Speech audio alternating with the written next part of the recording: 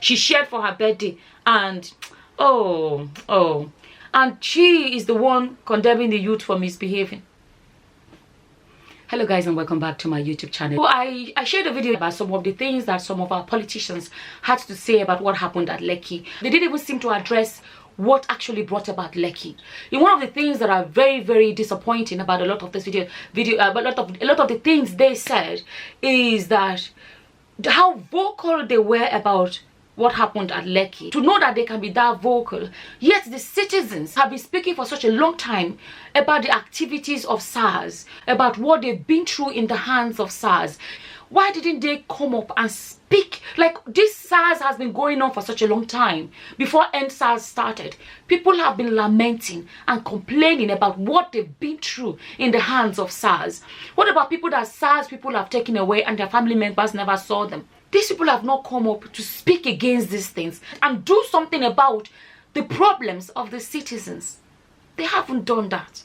Desmond Elliot was even talking about, I'm glad he apologized, but he was talking about children on social media insulting and cursing. And I'm thinking, insult and curses, compare it to the things that SARS have done, taking people's lives. People that their comments really got to me more were Desmond Elliot, he has apologized, and the woman, because we always talk about we need to get more young people into politics and we need to get women into politics.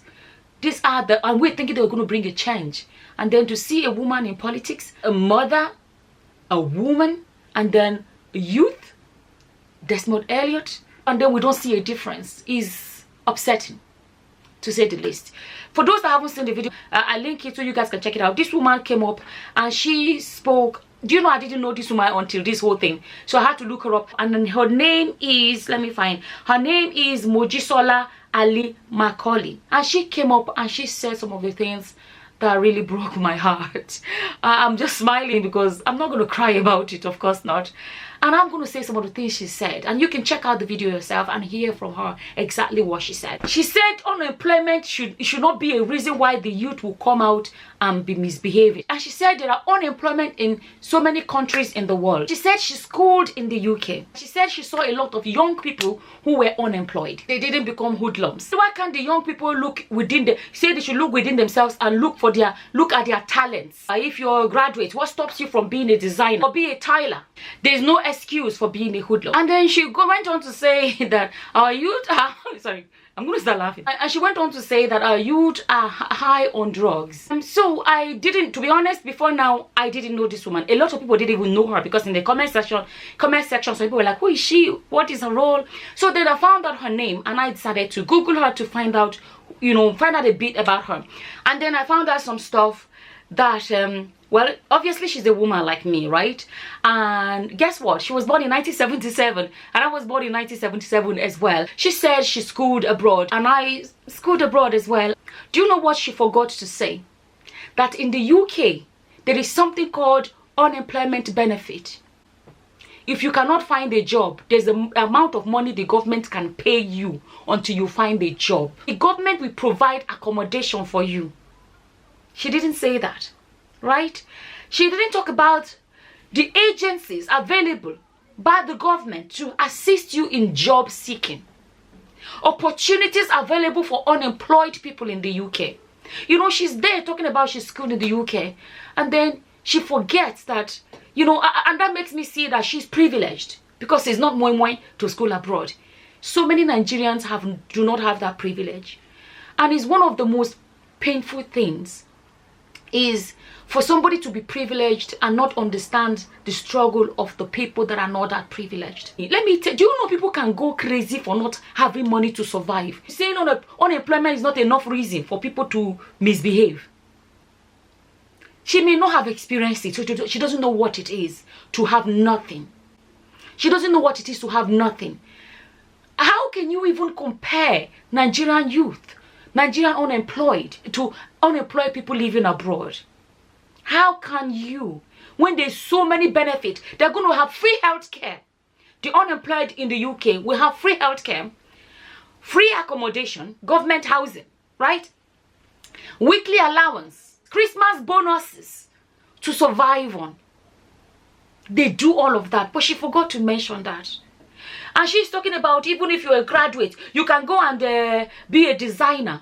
It's designing moi moi. Even the capital to start the designing, uncle. How many people in Nigeria can actually afford to, if you say, let me say, I'll be you want to be a fashion designer. You're a graduate. You have to go and retrain to become a designer. You have to pay to go retrain. And then when you finish retraining, you actually have to have the money to set up, to buy your sewing machine, embroidery machine, and then electricity. All these necessary things, how many of them can afford the shop? How many of them? They are even managing to have roof over their heads. A woman.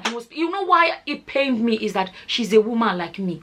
To be honest with you, when I wanted to look her up, I was thinking maybe, you see, the video was not very clear, so I couldn't tell. I wanted to know. I was thinking maybe she's an older generation that does not, maybe she's a bit older generation that does not understand how tough things are.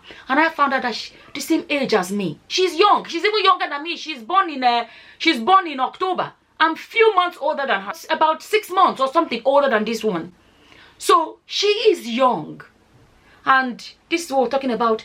She's one of the people we have been praying for to get into power. Young people, women. She has the two. She's young and she's a woman. So if she has children, I have children in colleges. And I'm thinking she may have children in colleges as well. And there is no way that the life that the unemployed Nigerians are experiencing is what she will wish for her children. It's painful when people do not seem to care. Now, I'm not coming here to say the vandalism or whatever that happened was a good thing. I'm not saying that. But what I'm saying is that why didn't these people address the other problems of the things that are happening to the everyday man? They do not care. They do not care. All the things that SARS has been doing, those people that have been affected by SARS, why are you people not vocal about all those things? Why do you... It's so painful. I don't understand. Those are human beings like you and I that those things are happening to. Why are those issues not being addressed?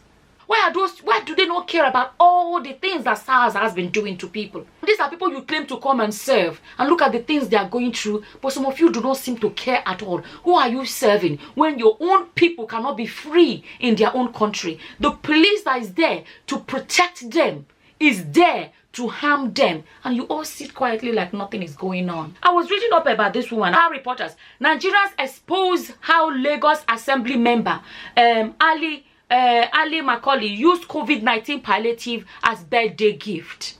The things that politicians do in that country is enough to make any normal youth go mad. And you say they're high on drug. They're high on frustration. Look at all the things she shared. That's what they said, allegedly. To your Instagram, because you can, Twitter. You see it on Twitter by the name Cole. Mojisola Ali-Macaulay said Nigerian youths are high on drugs often. This is the same person who shared COVID-19 palliatives as birthday souvenirs. She must be high on witchcraft. Excuse me, witchcraft. I laugh too much.